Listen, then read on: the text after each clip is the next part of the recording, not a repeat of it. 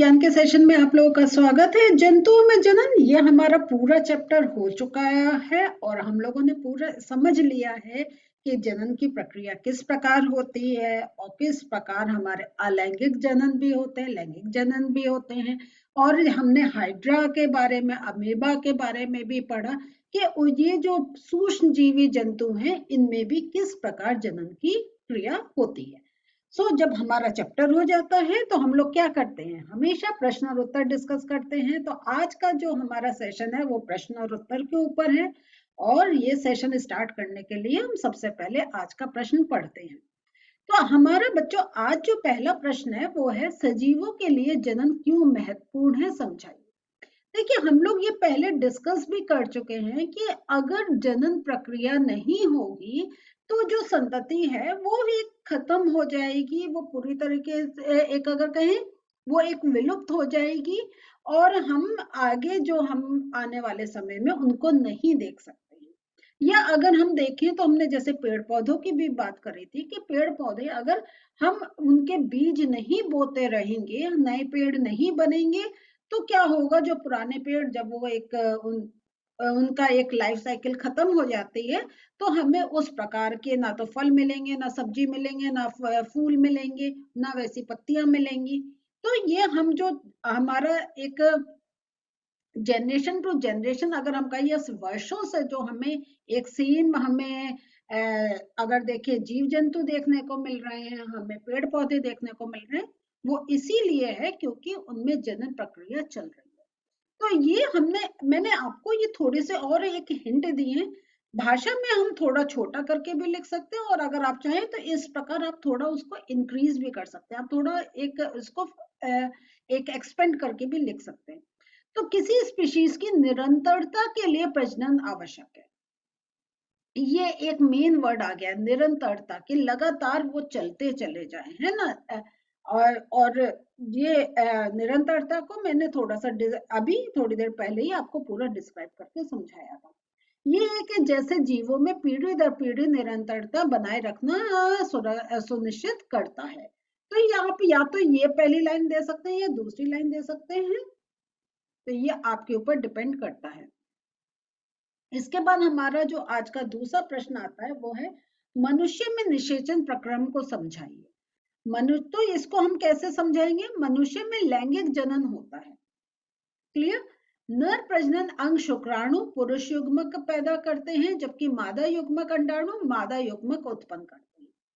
शुक्राणु महिला शरीर के अंदर प्रवेश करते हैं जहां वे अंडाणु के साथ संलयित हो जाते हैं और युग्मनज का निर्माण करते हैं, जिसे आंतरिक निषेचन कहते हैं। तो यहाँ पे देखिए, अगर आपसे आंतरिक निषेचन के बारे में पूछा जाए तो आप यहाँ इसको यहाँ तक समझा सकते हैं, क्लियर हुआ। अब हम देखते हैं, युग्मनज एक भ्रूण में विकसित होना शुरू होता है जो मादा गर्भाशय भित्ति से जुड़ता है। भ्रूण आगे कई कोशिकाओं में गुणा होता है और गर्भ नामक एक छोटे बच्चे में आगे विकसित होता है। तो यहाँ पे मीन्स इसको जो गर्भ नामक एक छोटे बच्चे में कहा है, तो मतलब जो गर्भ है वो फिर आगे एक बच्चे में एक विकसित होता है। तो हम लोगों ने ये देखा था, गर्भ हम किसको कहते हैं, जब सारे जो शरीर अंग है वो जब एक हमें उसके बन जाते हैं तब हम कहते हैं कि गर्भ है ना।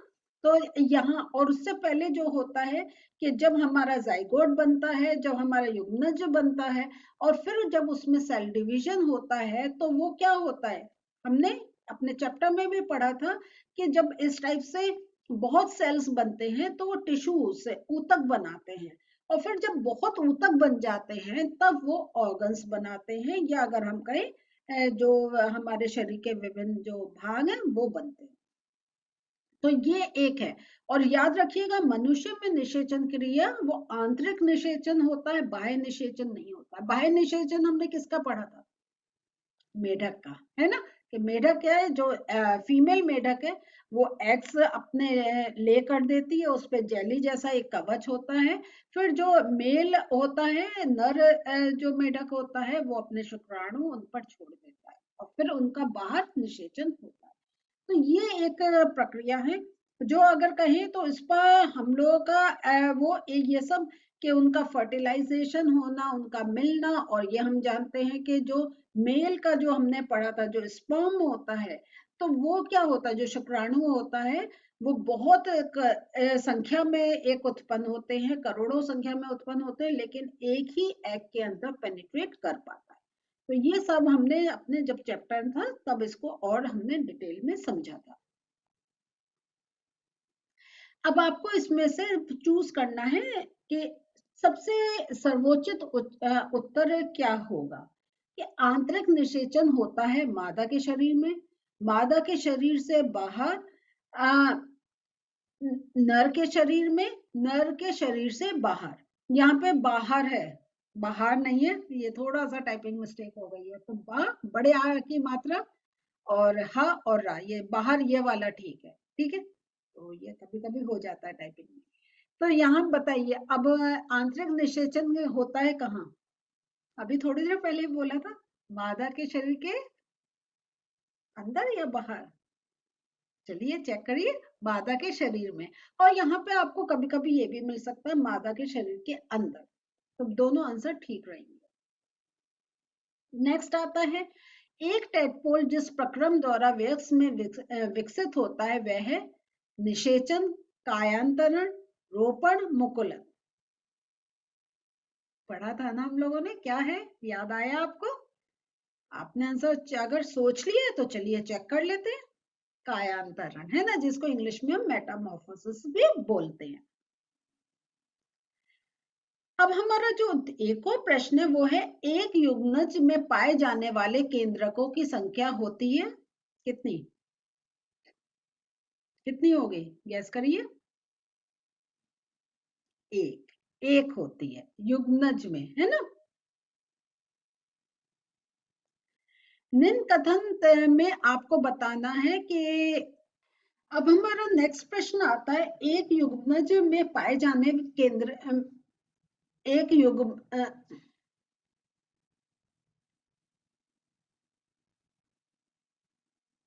अब हमारा अगला प्रश्न आता है, एक युग्मज में पाए जाने वाले केंद्रकों की संख्या होती है। तो कोई नहीं, एक, दो या चार। सो यहाँ पे हम जो देखते हैं जो युग्मज बनता है तो एक हमारा स्पर्म सेल होता है, एक एग सेल होता है। तो जब युग्मज बनता है उसमें हम देखते हैं कि फिर दो हमारे उसमें केंद्रक हमें मिलते हैं। फिर फर्दर जब उसका एक डिवीजन होता है तब एक उसमें और चेंजेस होते हैं। कहीं कहीं आपके किसी अगर आप कहीं और आंसर्स देख रहे होंगे, कहीं कहीं एक भी आंसर दे रखा है, लेकिन एक्चुअली जब युग्मज बन रहा है तब दो केंद्रक उसमें होते हैं।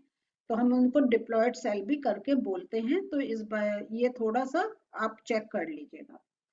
अब हमारा जो आगे के प्रश्न आ रहा है वो है, निम्न कथन सत्य है अथवा असत्य है, सांकेतिक कीजिए।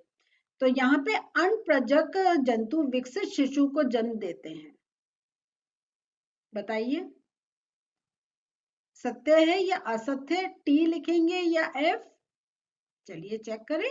ये हमारा फॉल्स है, असत्य है। अनप्रजक जंतु विकसित शिशु को जन्म नहीं देते, वो अंडे देते हैं, अंडों में से हमारे विकसित शिशु निकलते हैं। तो ये इंपॉर्टेंट चीज है। दूसरा जो आ रहा है वो है, प्रत्येक शुक्राणु एक एकल कोशिका है, बताइए। हमने पढ़ा था ये, क्या है, टी या एफ। चलिए चेक करते हैं, ये सत्य है, या इसलिए हमने टी लिखा है, क्योंकि जो हमने ये पढ़ा भी था कि जो शुक्राणु है वो एकल कोशिका की तरह हम उसको मानते हैं। और अगर हम देखें तो वो एकल कोशिका भी होती है, क्योंकि उसके अंदर जो एक सेल के अंदर जितना हमारा जो सेल ऑर्गेनेल्स प्रेजेंट होते हैं वो हमें उसमें देखने को मिलते हैं, जबकि उसका जो स्ट्रक्चर है वो थोड़ा सा हम एक डिफरेंट देखते हैं। तो हमने ये भी, आप आगे पढ़ेंगे कि काफी हमारे जो बॉडी में सेल्स हैं तो सबका अपना अपना एक डिफरेंट स्ट्रक्चर आ जाता है। फिर हमारा जो तीसरा है, मेढक में बाह्य निषेचन होता है। ये तो आप जानते हैं, ये सत्य है। वह कोशिका जो मनुष्य में नए जीवन का प्रारंभ है युग्मक कहलाती है। तो अब हम लोग नेक्स्ट प्रश्न पर चलते हैं। निषेचन के पश्चात दिया गया अंडा एक एकल कोशिका है। बिल्कुल ठीक, ये ट्रू है। चलिए आगे चलते हैं। हमारे निम्न कथन सत्य है या असत्य, इनको देखते हैं। अमीबा मुकुलन द्वारा जनन करता है, बताइए आप, क्या है ये? अमीबा में मुकुलन होता है? नहीं, उसमें बाइनरी फिशन होता है। मुकुलन हमने किस में देखा था? हाइड्रा में, ठीक है। अलैंगिक जनन में भी निषेचन आवश्यक है? अलैंगिक जनन में निषेचन आवश्यक है, एफ या टी? ये भी फॉल्स है, असत्य है। अलैंगिक जनन में निषेचन नहीं होता है। अगर निषेचन होता है इसका मतलब वो लैंगिक जनन होता है। द्विखंडन अलैंगिक जनन की एक विधि है, सोचिए। बिल्कुल ये सत्य है। द्विखंडन अलैंगिक जनन की एक विधि है। निषेचन के परिणाम स्वरूप युग्मनज बनता है।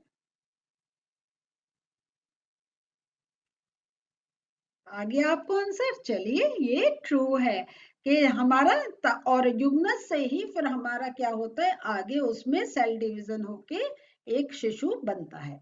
भ्रूण एक एकल कोशिका का बना होता है,